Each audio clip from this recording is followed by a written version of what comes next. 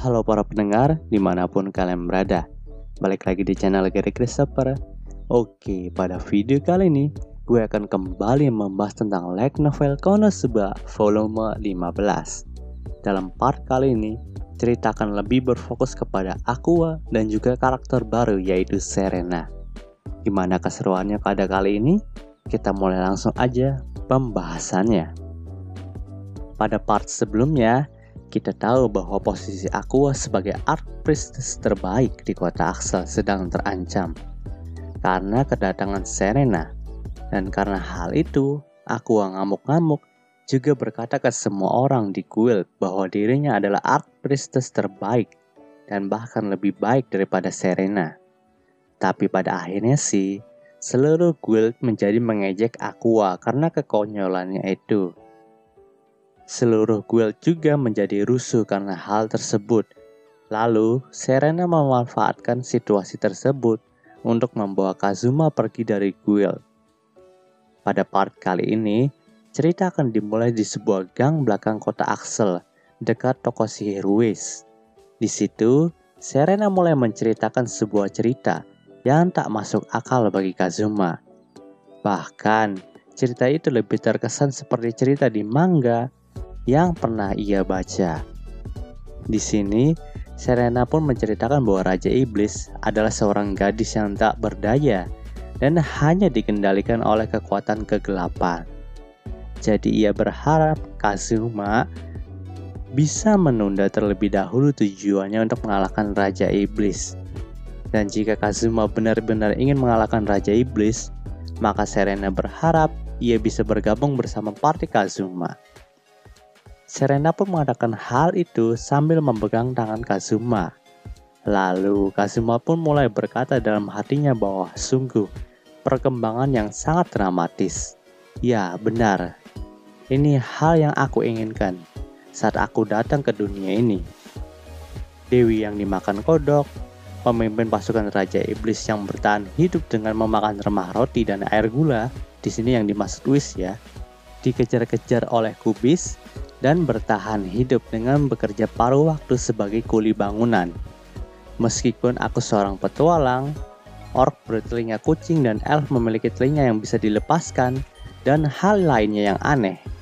Iya, kehidupan di isekai ini benar-benar di luar harapan Kazuma. Bahkan isekai ini ada sebuah kisah yang sungguh tragis dan perkembangan yang benar-benar fantasi. Iya, kehidupan Kazuma dalam isekai ini benar-benar aneh dan sungguh tragis. Lalu, Kazuma juga berkata kepada Serena bahwa jika ia ingin mengalahkan musuh dengan bounty besar itu hanyalah sebuah kebetulan saja. Namun, Serena tidak percaya itu dan ia juga menjelaskan bahwa dulu ada sebuah legenda pahlawan yang bernama Sato dan pahlawan itu membuat Raja Iblis menjadi takut. Di sini Serena meyakinkan bahwa Kazuma adalah keturunan dari pahlawan tersebut. Namun, Kazuma sangat yakin bahwa yang dibicarakan oleh Serena itu adalah pengguna cheat dari Jepang yang bereinkarnasi dalam dunia ini. Lagi pula, nama Sato sendiri adalah sebuah nama pasaran di kampung halaman Kazuma.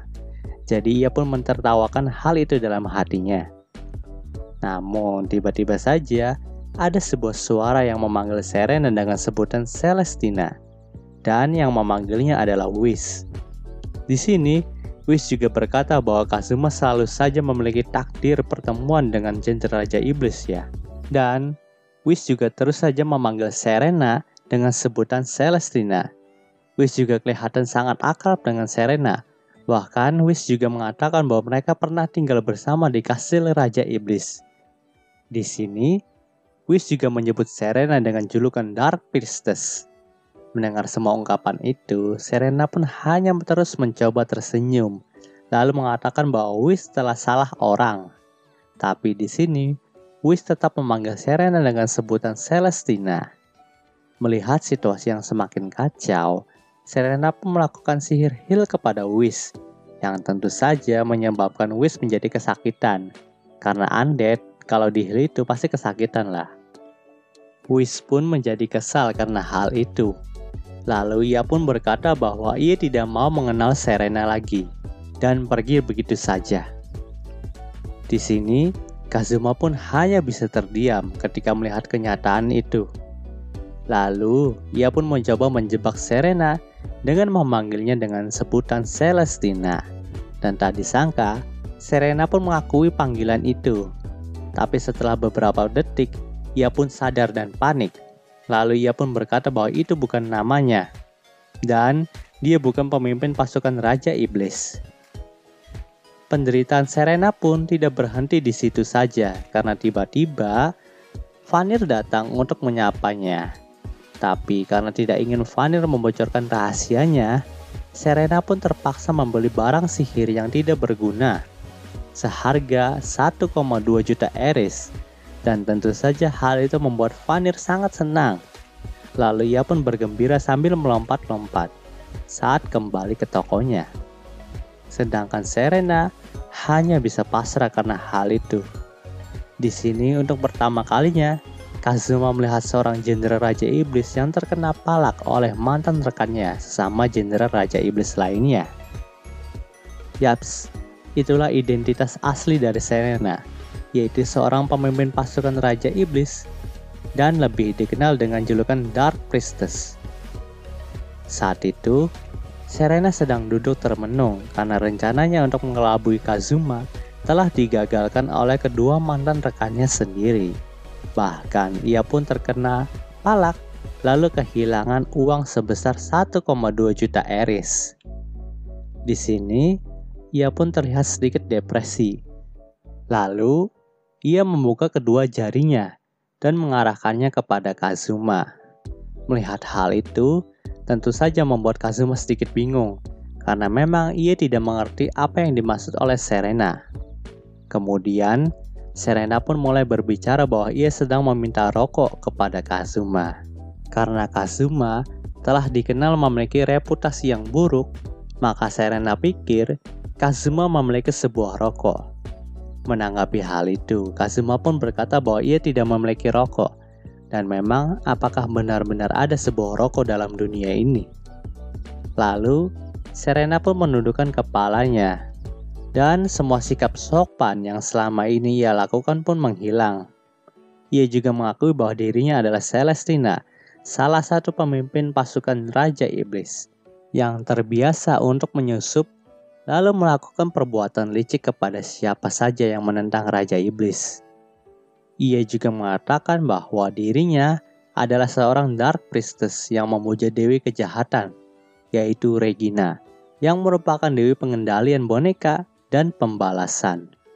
Di sini, Kazuma pun menjadi heran karena Serena menyebut dewinya sendiri dengan sebutan Dewi yang jahat. Tapi dengan cepat, Serena pun mengangkat kepalanya lalu memberikan tatapan dingin kepada Kazuma. Kemudian, ia pun berkata bahwa benar dewinya adalah dewi yang sangat jahat karena ia memiliki kemampuan untuk memanipulasi apapun seperti boneka. Dan dewinya juga merupakan seorang dewi yang pembalas. Jadi pantaslah jika ia menyebut dewinya sebagai dewi yang jahat. Mendengarkan kata memanipulasi sesuatu, Kazuma pun menyadari bahwa sebenarnya keberadaan zombie yang kemarin adalah ulah dari Serena sendiri.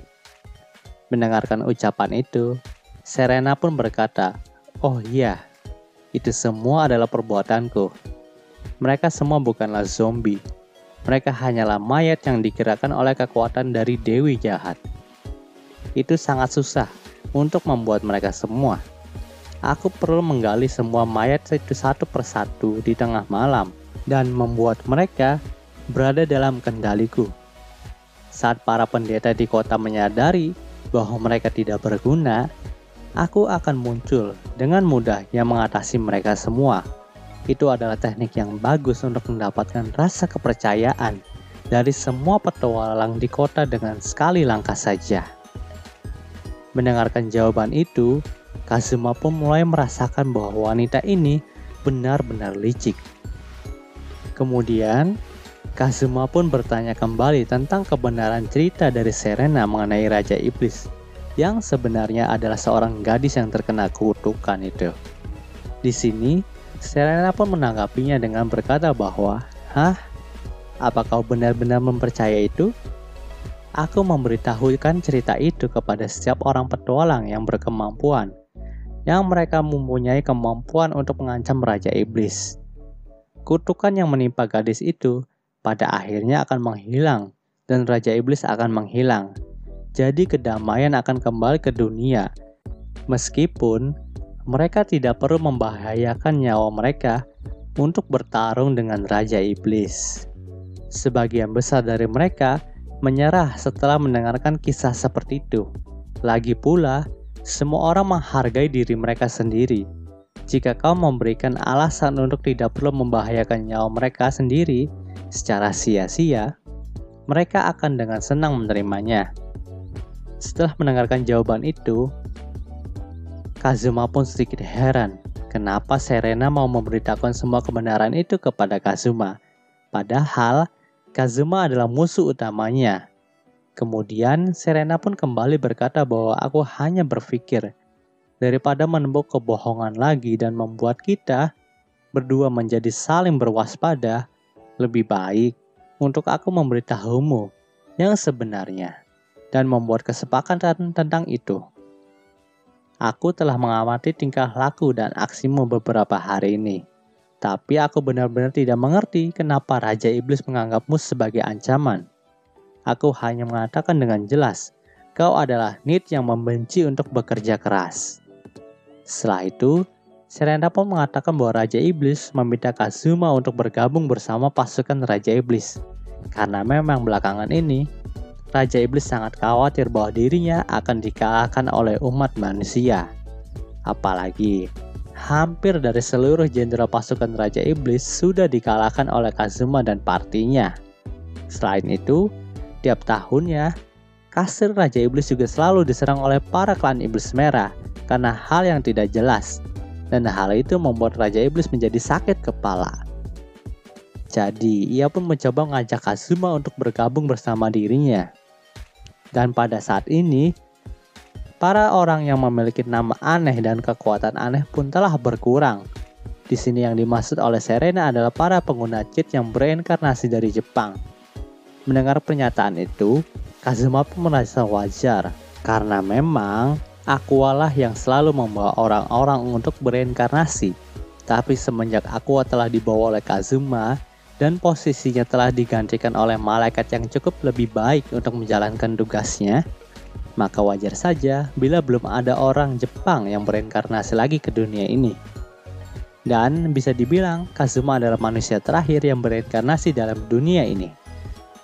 Namun terlepas dari itu, Kazuma tetap menolak tawaran untuk bergabung ke pasukan Raja Iblis. Karena memang ia bukanlah ancaman bagi Raja Iblis. Dan lagi pula, alasan ia dapat membasmi para pasukan jenderal Raja Iblis itu adalah bagian dari keberuntungan yang ia terima. Mendengar itu, Serena juga sangat setuju dengan Kazuma. Lalu mereka pun membuat perjanjian untuk tidak saling mengusik satu sama lain.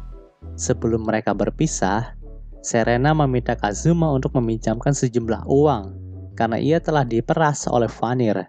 Dan pada saat itulah, Kazuma hanya bisa terdiam karena ada seorang jenderal pasukan Raja Iblis yang meminjam uang kepada dirinya. Sesampainya di mansion, Kazuma juga dikejutkan dengan Aqua yang terus saja menangis. Dan di sini, Kazuma mulai berhipotesis bahwa Aqua telah membuat kekacauan di guild, lalu membuat semua wine yang ada di sana menjadi air. Setelah beberapa saat, Darkness pun menjelaskan bahwa tadi ia dan Megumin baru saja pergi untuk menyelidiki Serena. Lalu saat kembali ke mansion, ia dan Megumin menemukan Aqua yang sedang menangis sambil memegang beberapa tagihan wine yang dirubahnya menjadi air. Bahkan, Aqua telah dilarang untuk memasuki guild untuk sementara waktu. Kazuma pun hanya bisa terdiam setelah mendengar pernyataan itu. Di sini, Darkness juga kembali berkata bahwa Serena adalah wanita yang sangat aneh. Karena walaupun ia telah berkontribusi besar dalam melakukan beberapa quest dan membantu para petualang, tapi ia tidak pernah mengambil imbalan sedikit pun dari guild. Dan tentu saja, itu sangat aneh. Dan lagi, ketika kau ingin mengambil imbalan dari guild, maka kau harus menunjukkan kartu petualangmu pada guild. Tapi, kenapa ia tidak melakukannya? Pastinya, ada sesuatu yang mencurigakan pada kartu petualangnya itu. Darkness juga menambahkan bahwa ia sudah menghubungi setiap serikat pendeta yang ada di kota-kota besar. Namun, mereka semua tidak mengenal pendeta yang bernama Serena itu. Di sini, Kazuma pun sedikit menghela nafas dan berkata bahwa ia berharap Darkness dan Megumin bisa setajam ini dalam menghadapi permasalahan yang dihadapi partinya setiap hari. Karena memang baru pertama kali ini, Kazuma bisa melihat Megumin dan Darkness bisa bekerja keras dalam menyelidiki suatu hal. Tapi terlepas dari itu semua, Kazuma pun berkata bahwa ia sudah membuat kesepakatan dengan Serena. Jadi Serena tidak akan menghampiri kita ataupun mendesaknya lagi agar ia bisa dapat bergabung dengan party Kazuma. Panel cerita pun berpindah ke esokan harinya. Saat itu, Kazuma dan Darkness pergi menuju guild petualang. Sementara Megumin masih sibuk mengasuh Aqua yang terus saja menangis dan mengurung diri dalam mansion. Jadi Kazuma pun mengajak Darkness untuk pergi bersamanya. Dan alasan Kazuma ingin pergi ke guild adalah untuk bisa melihat tindakan Serena. Karena memang saat lalu, Serena mengatakan bahwa ia tidak ingin Kazuma mencampuri urusannya lagi dalam kota Axel ini. Dan perkataan itulah yang paling membuat Kazuma menjadi penasaran. Tapi, pandangan Kazuma pun langsung mengarah kepada pakaian yang dipakai oleh Darkness. Pakaian dipakai oleh Darkness kali ini sangatlah berbeda. Bukannya memakai armor, ia lebih memakai gaun yang elegan, yang baru dilihat pertama kali oleh Kazuma. Dan bukannya membawa pedang, Darkness malah membawa payung di tangannya. Seakan-akan ia ingin berkencan dengan Kazuma. Di sini, Kazuma sempat menanyakan kenapa Darkness berpakaian seperti itu. Lalu, dengan malu, Darkness pun menjawab bahwa tidak apa-apa, karena hampir semua orang yang ada di kota ini sudah mengetahui identitasnya sebagai bangsawan. Jadi, tidak apa-apa jika ia berpakaian seperti ini. Di sini, Kazuma tidak memberitahu alasannya pergi ke guild kepada Darkness, Aqua, dan juga Megumin. Karena jika ia memberitahu alasannya, maka pastinya mereka bertiga tidak akan tinggal diam dan langsung akan menghajar Serena. Dan jika ia ketahuan membuat perjanjian bersama jenderal pasukan Raja Iblis, maka pastinya Kazuma akan dicap sebagai pecundang. Sesampainya di sana, Kazuma dan Darkness pun menjadi terkejut karena Serena telah menjadi muka dari guild itu. Di sini, Serena pun menyebar kebaikannya untuk membantu para petualang yang sedang mengalami kesusahan. Ada yang meminta agar ia mendapatkan pacar, ada yang meminta pemberkatan, dan ada yang meminta seorang teman untuk diajak makan malam. Namun, orang yang meminta teman saja yang tidak dapat dikabulkan oleh Serena. Kalian juga pasti tahu kan, siapa petualang yang meminta teman itu? Yaps, itu adalah Sad Girl Yun Yun. Semua petualang yang ada di sana pun menyoraki Serena karena kebahagiaannya itu. Lalu, Kazuma pun mendekati Serena dan secara otomatis para petualang yang ada di dekatnya pun menjadi pergi. Seakan-akan mereka menghormati Kazuma dan memberikan ruang untuk Serena dan Kazuma bisa berdua. Di sini, Serena pun langsung berkata, "Sepertinya kau tidak membicarakan tentangku kepada siapapun. Hanya untuk memperingatkan. Ini juga untuk kepentingan mereka. Aku mungkin tidak terlalu fokus untuk bertarung, tapi aku tetaplah pemimpin pasukan Raja Iblis. Dewi jahat Regina itu adalah penguasa boneka dan pembalasan. Jika aku mati, tidak hanya orang yang membunuhku saja, tapi orang yang berada di sekitarnya pun terkena kutukan yang kuat. Kemungkinan setengah populasi dari kota ini akan musnah ketika aku mati." Serena pun menyipitkan matanya sesaat ia mulai berbicara seperti itu, tapi senyumnya itu tidak menghilang sama sekali. ekspresinya tetap sama. Lalu ia pun menambahkan bahwa ada berbagai hal dan tipe dari kutukan. Ada yang membuat bagian tubuh menjadi tidak berguna, ada yang menjadi batu, dan bahkan ada yang lebih kejam daripada semua itu. Jika seorang selain mengetahui tentang identitas asliku, aku tidak punya pilihan lain selain melindungi diriku sendiri. Jika itu terjadi, itu pasti akan menyebabkan banyak korban berjatuhan. Kau harus memikirkan dalam-dalam jika kau ingin menghancurkan kesepakatan kita. Mendengar hal itu, Kazuma pun menjadi heran kenapa gadis ini selalu membeberkan rahasianya kepada Kazuma. Awalnya, Kazuma kira kutukan tadi hanya sebuah kebohongan seperti cerita Raja Iblis. Tapi Kazuma pun langsung percaya, karena ia telah membuktikan dengan menusukkan tusuk gigi kepada jari Serena. Dan secara otomatis, jari dari Kazuma pun ikut terkena luka dari tusukan itu. Jadi pada saat itu pula, Kazuma mengetahui kenapa Dewi Regina yang dipuja oleh Serena itu disebut Dewi Pembalasan.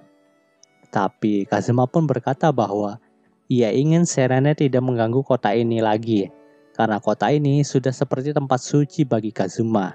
Menanggapi hal itu, Serena pun hanya bisa membuat senyum palsu seperti biasanya. Semakin hari, Serena semakin dipuja-puja oleh seluruh petualang yang ada di kota Axel. Dan hal itu membuat Kazuma menjadi ragu, apakah tindakannya selama ini benar? Apakah membiarkan seorang jenderal pasukan Raja Iblis menjadi idola dalam kota Axel itu adalah hal yang benar? Bahkan, ketika mental Aqua sudah sembuh dan ia kembali beraktivitas lagi, tidak ada seorang petualang pun yang mau disembuhkan oleh Aqua. Padahal jika diingat-ingat, Aqua telah berkontribusi banyak dalam kota Axel ini, seperti membangkitkan para petualang yang pernah mati seperti Kazuma contohnya. Tapi mereka sama sekali tidak peduli dengan hal itu dan terus saja mengejek Aqua. Entah kenapa, hal itu membuat Kazuma sedikit kesal. Padahal Kazuma sendiri tidak menganggap Aqua sebagai wanita sama sekali. Tapi entah kenapa saat ini, Kazuma sangat kesal ketika Aqua diejek oleh para pengagum Serena itu. Bahkan, Serena pun ikut mengintimidasi Aqua. Emosi terus meluap kepada diri Kazuma. Dan pada akhirnya, ia langsung menggunakan skill dropkicknya kepada Serena. Ya, you know lah dropkick itu apa. Dan cerita di part ini pun berakhir. Oke, mungkin segitu dulu pembahasan pada part 1-nya di volume 15 ini. Mohon maaf banget kalau gue baru update lagi kawan. Jika kalian suka video ini, jangan lupa untuk like, komen, dan juga subscribe dan juga share ya, agar gue lebih semangat lagi dalam membuat video dalam channel ini. Terima kasih telah mendengarkan sampai titik ini, dan sampai jumpa. Bye.